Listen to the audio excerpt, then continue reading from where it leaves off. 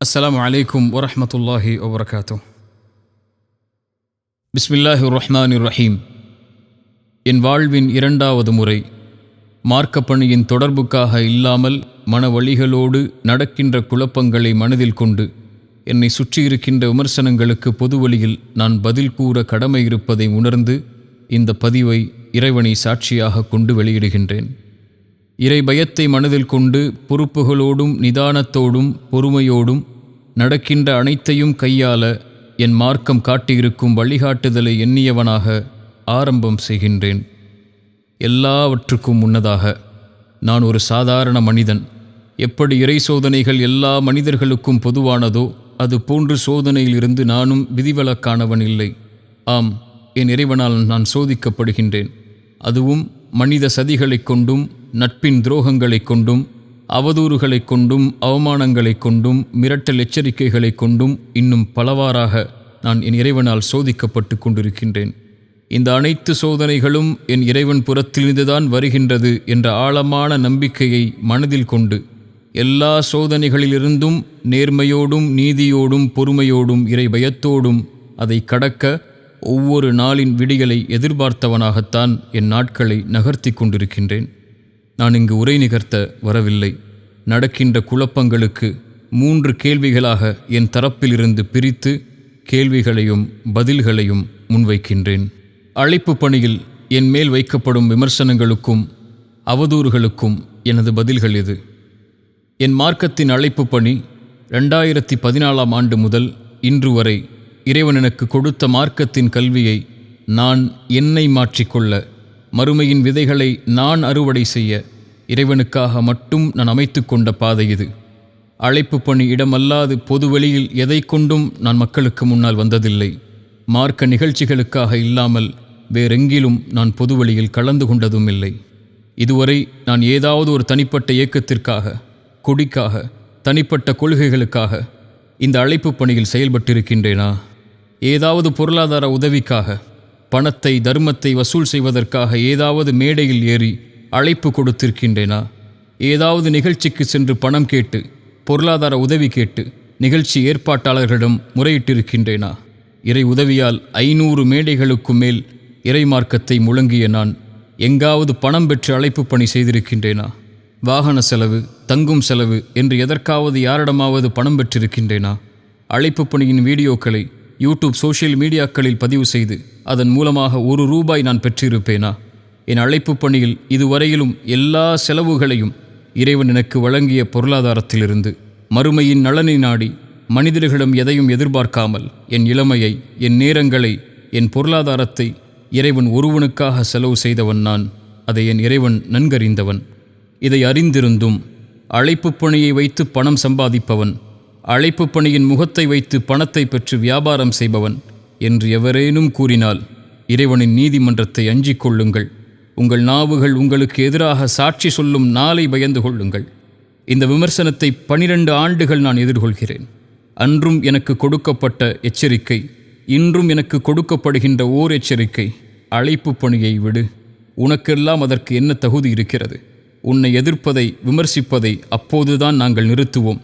உனக்கு எதிராக சூழ்ச்சி செய்வதை விடுவோம் என்பதுதான் இத்தனை ஆண்டுகளில் நான் பெற்ற எதிர்ப்பின் வார்த்தைகள். எத்தனை பொறாமைகள், எத்தனை காழ்ப்புணர்ச்சிகள்! இறைமுகத்தை நாடி நான் செய்யப்பட வேண்டிய இந்த பணியில் எத்தனை எதிர்ப்புகளையும் மனித துரோகங்களையும் நான் கண்டிருக்கின்றேன். எத்தனை நாடுகளில் என்னை முடக்கினார்கள், எத்தனை மேடைகளில் என்னை தடுத்தார்கள்.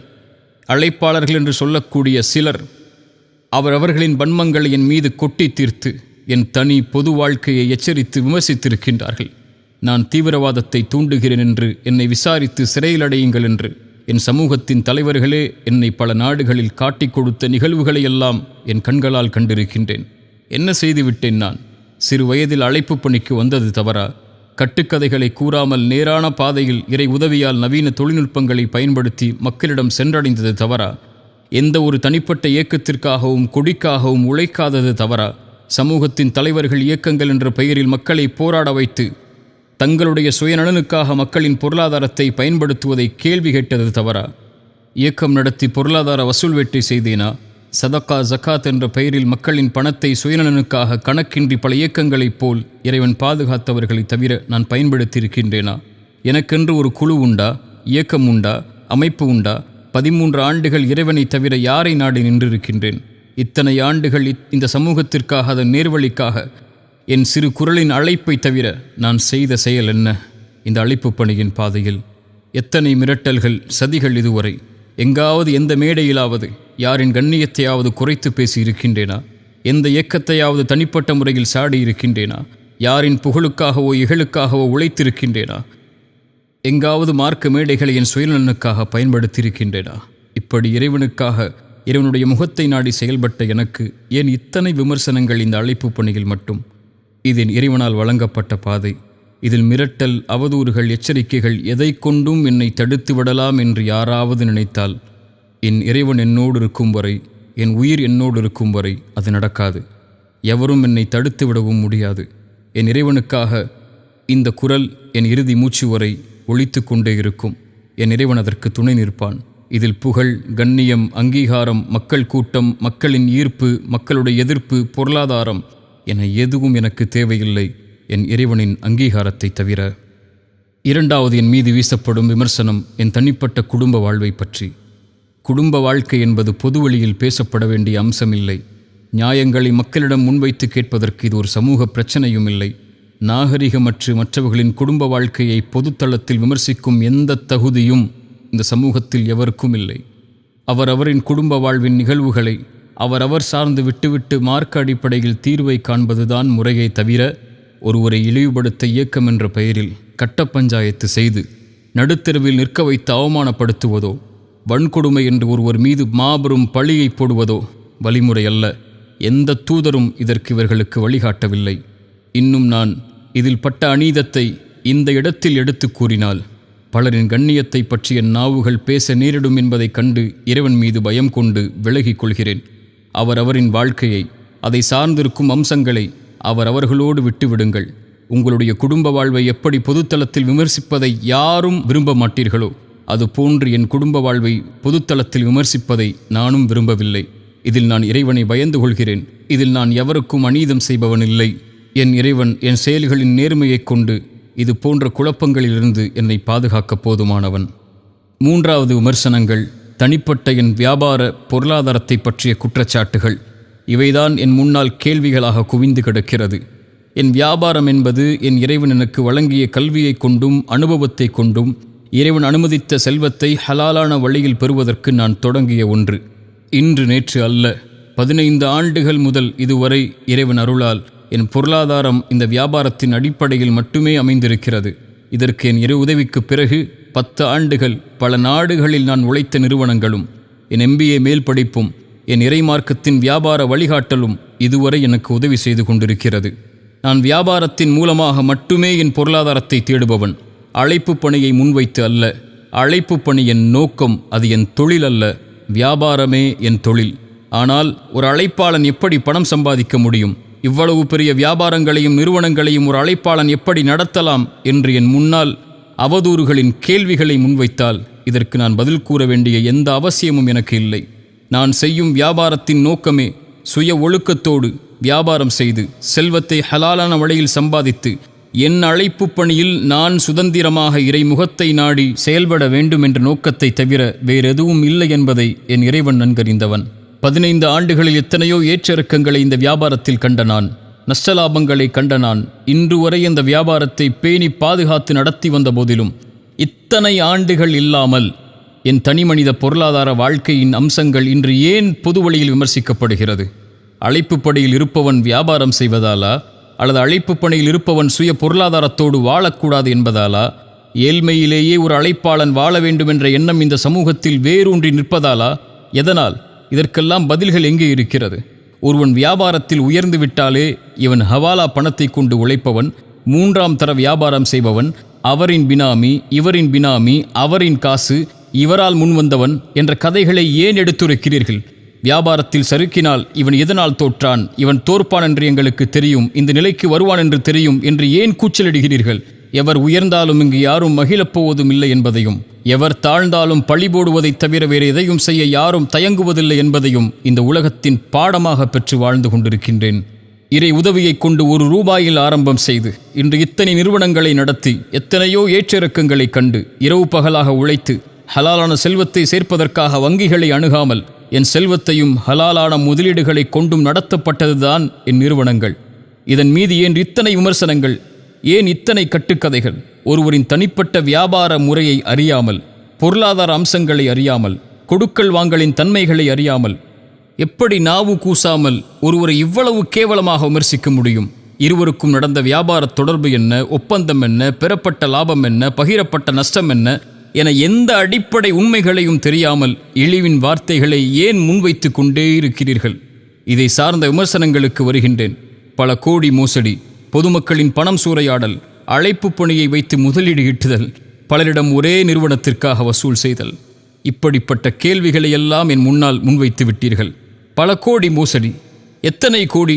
ஒருவர் சொல்கிறார் 2 கோடி, இன்னொருவர் சொல்கிறார் 10 கோடி, இன்னொருவர் சொல்கிறார் 50, 100 கோடி என்று. இன்னும் அவரவர்களின் நாவுகளுக்கு ஏற்ப அவரவர்கள் தொகையை முடிவு செய்கிறார்கள். இதில் எது உண்மை? இதை என் இறைவனும் நான் தொழில் நடத்தும் நாட்டின் அரசாங்கமும் என் வங்கிக் கணக்கும் தான் அறிந்தவை. இதை பொதுவெளியில் வெளியிட நான் சமூகத்தை வைத்து இயக்கம் நடத்தவில்லை. லாப நஷ்டங்களை கொண்ட வியாபார நிறுவனம் நடத்துகிறேன். ஒரு தனி மனிதனின் பொருளாதார வியாபார நிறுவனத்தை பற்றிய கணக்குகளை பொதுவெளியில் வெளியிட வேண்டிய அவசியம் இங்கு எதற்கும் இல்லை. பொதுமக்களின் பணம் முதலீடுகள் சூறையாடுதல் என்ற விமர்சனம். என்னோடு வியாபாரம் செய்யும் நபர்களே மொத்தம் 8 பேர்தான். இவர்கள்தான் இவர்கள் சொல்லும் சமூகமா, பொதுமக்களா? இவர்கள் நேற்று இன்றுதான் என்னோடு வியாபார தொடர்பில் உள்ளவர்களா? இவர்கள் வியாபாரத்தில் எந்த அடிப்படையும் தெரியாமல் நான் அழைப்பாளன் என்பதால் மட்டும் லாபத்தை எதிர்பார்க்காமல் முதலீடு செய்தவர்களா? இவர்களுக்கும் எனக்கும் உள்ள தொடர்பு, கொடுக்கல் வாங்கல் சமூகத்தின் மத்தியில்தான் முடிவு செய்யப்பட்டதா? சில நபர்களுக்கும் ஒரு நிறுவனத்திற்கும் நடக்கும் கொடுக்கல் வாங்கல், லாப நஷ்ட பகிர்வு ஏன் சமூகத்தின் மத்தியில் பொதுவெளியில் விமர்சிக்கப்படுகிறது? சமூகத்தில் உள்ள எல்லா வியாபாரிகளின் வியாபார தொடர்பும் கொடுக்கல் வாங்கலும் இப்படித்தான் பொதுவெளியில் விமர்சிக்கப்படுமா? யாராவது இதை ஏற்றுக்கொள்வார்களா? ஒரு அழைப்பாளன் பொதுவெளியில் இருக்கிறான் என்பதற்காக அவனுடைய தனிப்பட்ட பொருளாதார கணக்குகள் பொதுவெளியில் பகிரப்பட வேண்டும் என்பதுதான் நீதியா? என் நிறுவனத்தில் வேலை பார்த்த ஒருவர் வேலையை விட்டு அவரின் தவறால் நீக்கிய காரணத்தால் வெறுப்புணர்ச்சியோடு சதித்திட்டம் செய்து என்னோடு கருத்து வேறுபாடு கொண்டுள்ள எல்லா எதிரிகளையும் ஒன்றிணைத்து என் நிறுவனத்தின் தனிப்பட்ட அமானிதங்களை பலரிடம் பகிர்ந்து கொண்டு என்னோடு தொழில் செய்யும் எல்லோரையும் குழப்பி ஒரு மனிதனுடைய 15 ஆண்டுகளுடைய உழைப்பை தரைமட்டமாக்கிய இந்த சூழ்ச்சியை நான் பொதுவெளியில் பகிர்ந்தால் என்ன ஆகும்? இவர்களின் இந்த குரலெல்லாம். இந்த சூழ்ச்சியில் அழிந்தவனும் கேள்விக்குள்ளாக்கப்பட்டவனும் நானாகவே இருந்துவிட்டு போகின்றேன். என்ன ஆனாலும், என்ன அநீதம் என் மீது செலுத்தப்பட்டாலும் நான் யாருக்கும் அநீதம் செய்யப் போவதில்லை. செல்வம் ஒரு அமானிதம், அதை பேணவில்லை என்றால் என்ன ஆகும் என்ற மார்க்கத்தின் எச்சரிக்கையை நன்கறிந்தவன் நான். எவரின் ₹1 ஹராமான வழியில் என்னிடம் வந்துவிடக்கூடாது என்பதை பேணி பாதுகாப்பவன் நான். இந்த சூழ்ச்சி வலையில் நானும் என் வியாபாரமும் என்னை சார்ந்தவர்களும் சிக்குண்டு தவிக்கிறோம். இருந்தாலும் அமானிதங்களை இறை பயத்தோடு கையாள வேண்டுமென்ற இறை பயத்தை மேலும் என் உள்ளத்தில் நான் பதிய வைக்கிறேன். இந்த நேரத்தில் இதன் வியாபாரத்தின் தோல்வி அல்ல, ஒரு சதியால் நான் சந்திக்கும் வீழ்ச்சி.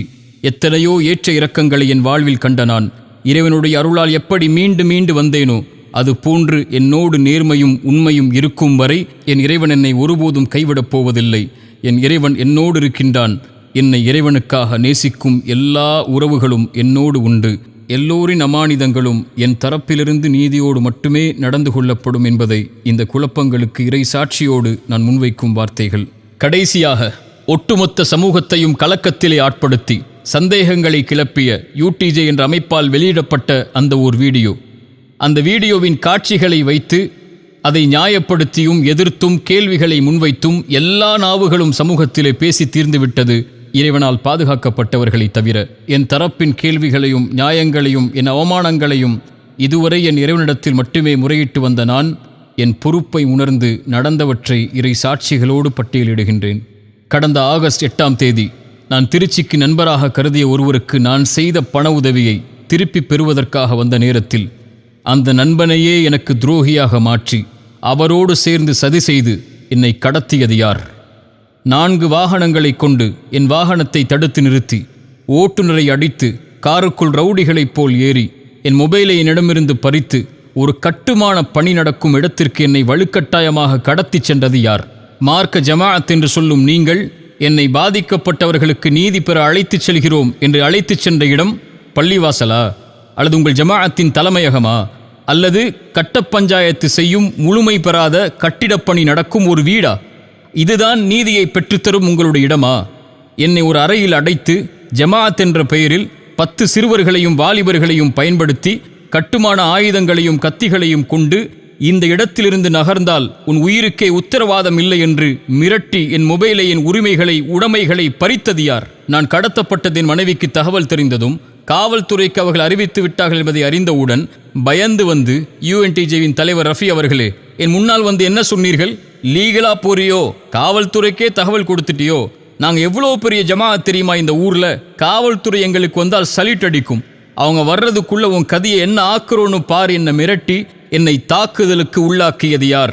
கட்ட பஞ்சாயத்து செய்ய உங்களின் நபர்கள் நீங்கள் கடத்தி சென்ற இடத்திற்கு வருகை தருவதற்கு முன்னால் காவல்துறைக்கு நீங்கள் கடத்திய சம்பவம் தெரிந்துவிட்டது, மாட்டி விடுவோம் என்ற பயத்தில் என் முன்னதாகவே வந்து தானாகவே 100க்கு கால் செய்வதைப் போல் கால் செய்து இங்கு பிரச்சனை நடக்கிறது, இவரை அழைத்துச் சென்று விடுங்கள், நாங்கள் பாதுகாத்து இந்த பிரச்சனையிலிருந்து ஒப்படைக்கிறோம் என்ற ஒரு நாடகத்தை அரங்கேற்றினீர்களே, மறந்து விட்டீர்களா? 100க்கு தகவல் தெரிவித்ததால் ஒரு போலீஸ் வந்தவுடன் நீங்கள் நடத்திய நாடகத்தை தான் அந்த வீடியோவில் இந்த உலகம் பார்த்தது. அதற்கு முன்னால் நீங்கள் நடத்திய தாக்குதலை, தடுத்த அடிப்படை உரிமைகளை, மிரட்டிய இரையச்சமற்ற வார்த்தைகளை வீடியோ எடுத்தீர்களே, அதையும் வெளியிட்டிருக்கலாமே. கட்ட பஞ்சாயத்து செய்யும் உங்களுடைய காட்சிகள் வெளிவந்துவிடும் என்ற பயமா? இவர் எனக்கு 12 ஆண்டுகால நண்பர், UNTJவின் பேச்சாளர் என்று பொய் சொன்னீர்களே.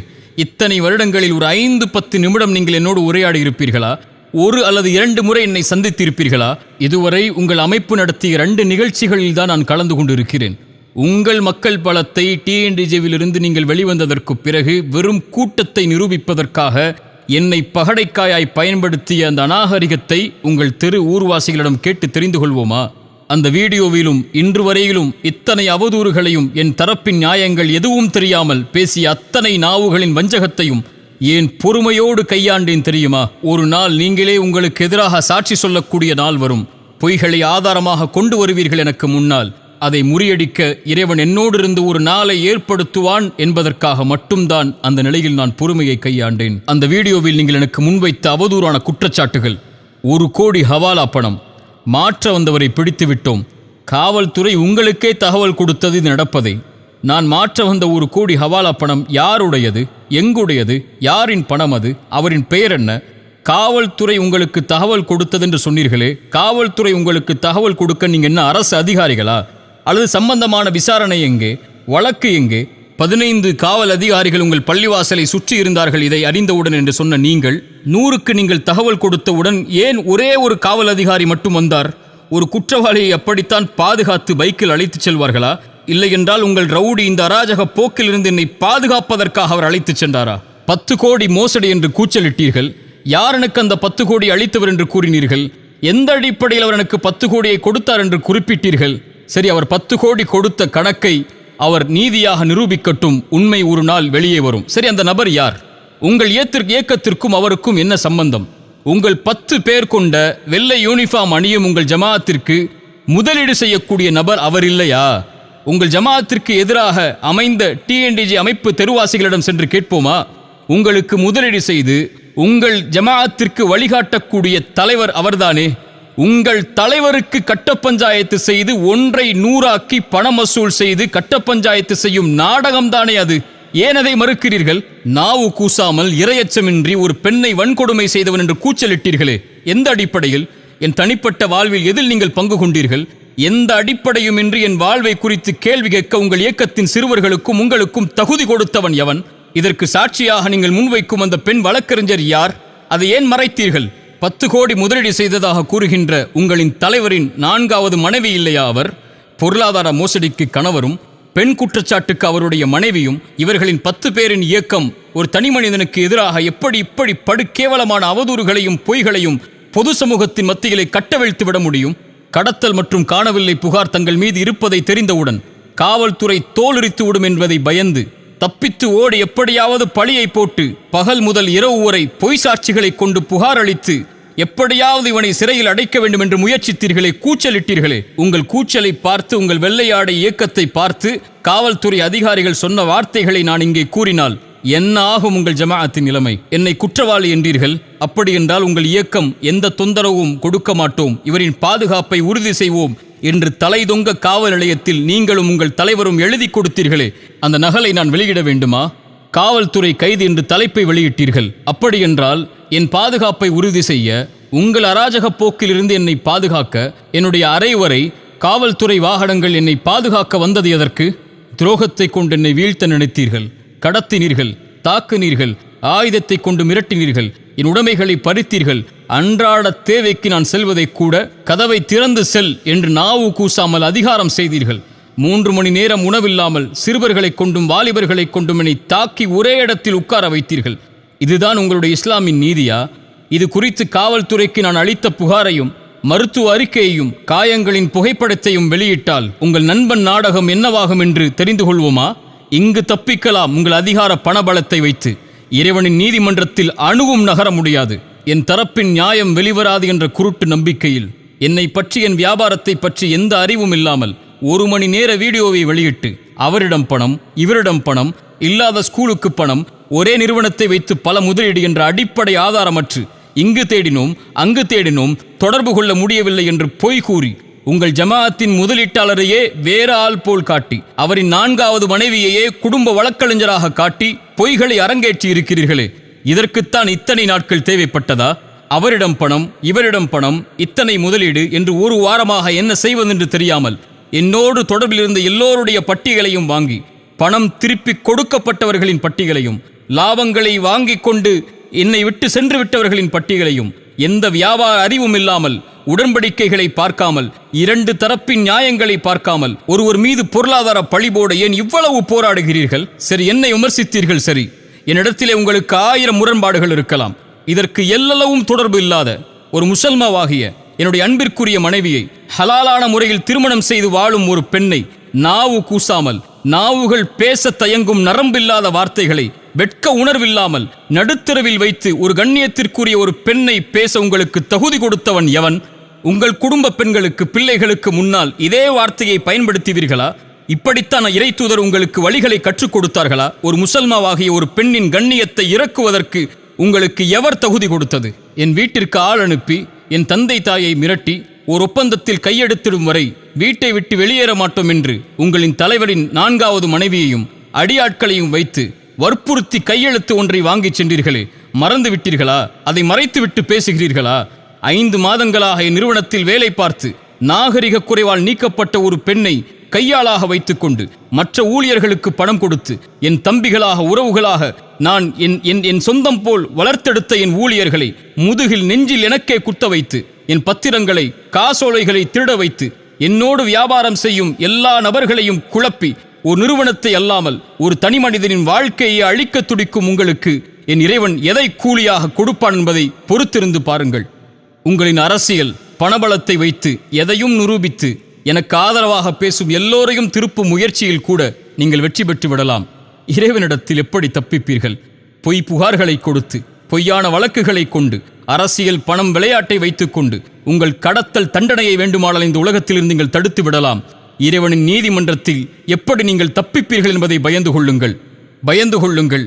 இது குறித்த அவதூறுகளில் 10, 50, 100 கோடி என்று எந்த கணக்குகளும் இல்லாமல், நாவின் நரம்பில்லாமல் ஒருவர் மீது பழி போடும் இந்த மிகப்பெரிய பழிச்சொல்லை பயந்து கொள்ளுங்கள், பயந்து கொள்ளுங்கள்.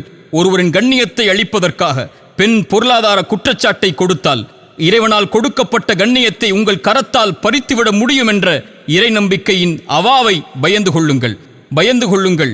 உங்கள் செல்வ ஆசைக்கு உங்கள் நஷ்டங்களை மறைக்க ஒருவரின் மானத்தை அடகு வைக்கும் இந்த முயற்சியை பயந்து கொள்ளுங்கள்.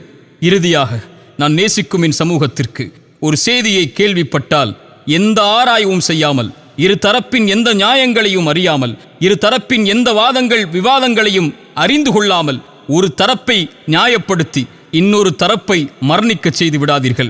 இறைவன் அதைத்தான் நமக்கு அறிவுரையாக சொல்கிறான். எந்த ஒரு அறிவும் இல்லாமல் எந்த ஒன்றையும் வெளிப்படுத்தாதீர்கள் என்று. இறைத்தூதர் சொன்னார்கள், கேட்பதையெல்லாம் மக்களிடத்திலே பகிர்ந்து கொள்பவன் பொய்யன் என்று. இறை நம்பிக்கை கொண்ட ஒரு அடியாருடைய பண்பை இறைமறை சொல்லுகிறது.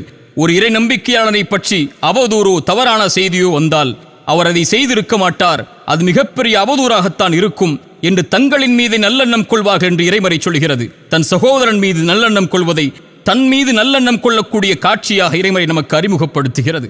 யாரை பற்றியும் பேசாதீர்கள், யாருடைய கண்ணியத்தை பற்றியும் பேசுவதற்கு நமக்கு தகுதியில்லை. யாரையும் அவமானப்படுத்துவதற்கோ யாரையும் குறை காண்பதற்கோ யாருக்கும் தீர்ப்பளிப்பதற்கோ நாம் உரிமையாளர்கள் அல்ல. எத்தனையோ தீர்ப்புகள் எனக்கு எதிராக அளிக்கப்பட்டு விட்டது. எத்தனையோ என் கண்ணியத்தை இழிகுலைக்கக்கூடிய செயல்களை பலர் இந்த சமூகத்திலே செய்து விட்டார்கள். இறைவனிடத்தில் இவை எல்லாவற்றையும் ஒப்படைக்கிறேன். என் தோழர்களாகிய என்னை நேசிக்கக்கூடிய இறைவனுக்காக என்னோடு இருக்கக்கூடிய சகோதரர்களுக்கு நான் சொல்லக்கூடிய வார்த்தை ஒன்றுதான், எவரை பற்றியும் பேசாதீர்கள், யாருடைய குறைகளையும் வெளிப்படுத்தாதீர்கள். தன் குறைகளை மட்டுமே கண்டதை சீர்படுத்திக் கொள்ளுங்கள். ஒவ்வொருவரும் மனிதர்கள்தான், ஒவ்வொருவரும் தவறு செய்யக்கூடியவர்கள்தான். தவறுகளில் இருந்து தன்னை திருத்தி மீட்டெடுத்துக் கொள்பவர்கள்தான் இறைவனிடத்தில் மேலானவர்கள். அப்படிப்பட்ட சமூகமாகத்தான் நாம் நம்மை வளர்த்திருக்க வேண்டுமே தவிர குறையுடையவர்களையும் தவறு செய்பவர்களையும் விமர்சனத்திற்கு உள்ளாக்கப்பட்டவர்களையும் தீர்ப்பு கொடுத்து அழிப்பது இறை நம்பிக்கையாளனின் குணமல்ல. இறைவன் அதிலிருந்து எம்மை பாதுகாக்கட்டும். இறைவனிடத்தில் பிரார்த்தனை செய்கிறேன், யாரெல்லாம் இந்த அவதூறுகளில் இருந்து விலகியிருந்தார்களோ அவர்களுக்கு இறைவன் கண்ணியத்தை தரட்டும். யாரெல்லாம் அறியாமல் இந்த அவதூறுகளில் சிக்கி தவித்தார்களோ அவர்கள் எல்லோருடைய பாவங்களையும் இறைவன் மன்னிக்கட்டும். கடைசியாக என் போல் சோதிக்கப்படுகின்ற எல்லோர்களுக்கும் நான் சொல்லக்கூடிய வார்த்தை, லா தஹஃப் லா தஹ்சன், கவலை கொள்ளாதீர்கள், பயம் கொள்ளாதீர்கள். எதுவாயினும் இறைவன் நம்மோடு தான் இருக்கின்றான். இதை தவிர இந்த விமர்சனங்களுக்கு நான் எதையும் கூறப்போவதும் இல்லை. இந்த விமர்சனங்களுக்காக எந்த ஒரு வீடியோவையோ ஆடியோவையோ இனிமேல் வெளியிடப் போவதும் இல்லை. யார் தூற்றினாலும் அதை குறித்து கவலை இல்லை, யார் போற்றினாலும் அதை குறித்தும் கவலை இல்லை.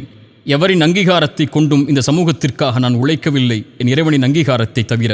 இறைத்தூதரின் வார்த்தையை எனக்கே முன்வைக்கிறேன். இறைவா, இந்த ஒட்டுமொத்த சமூகமும் என்னை புறக்கணித்தாலும் நீ என்னோடு இருக்கும் வரை எதை குறித்தும் எனக்கு கவலை இல்லை. மேலும் அபூதர்தாவின் வார்த்தைகளை இந்த சமயத்திலே கூறிக்கொள்கிறேன். ஒருவேளை என் மானத்தை உங்களுக்கு முன்னால் கடன் கொடுக்கிறேன். வறுமையின் நாள் வரும், பேசுங்கள், எதை வேண்டுமானாலும் அது நன்மைகளாக திருப்பி வரும் என்ற நம்பிக்கையில் நான் பயணிக்கிறேன். இதை தவிர எந்த ஒரு ஆடியோவோ வீடியோவோ என் சார்பாக இந்த குழப்பங்களுக்கு வெளியிடப்படவில்லை. வெளியிடப்பட்டதாக சொல்லப்படுகின்ற எத்தனையோ ஆடியோக்கள் இதற்கு முன்னதாக பேசப்பட்டவை. இறைவன் எல்லாவற்றையும் நன்கறிந்தவன். எல்லா பிழைகளையும் இறைவன் மன்னிக்கப் போதுமானவன். எல்லா குறைகளையும் மறைக்கப் போதுமானவன். எல்லோர்களுக்கும் இறைவன் நேர்வழி காட்டி எல்லோர்களுடைய செயல்களையும் இறைவன் அங்கீகரிக்கட்டும். அஸ்ஸலாமு அலைக்கும் வரஹ்மத்துல்லாஹி வபரகாத்துஹு.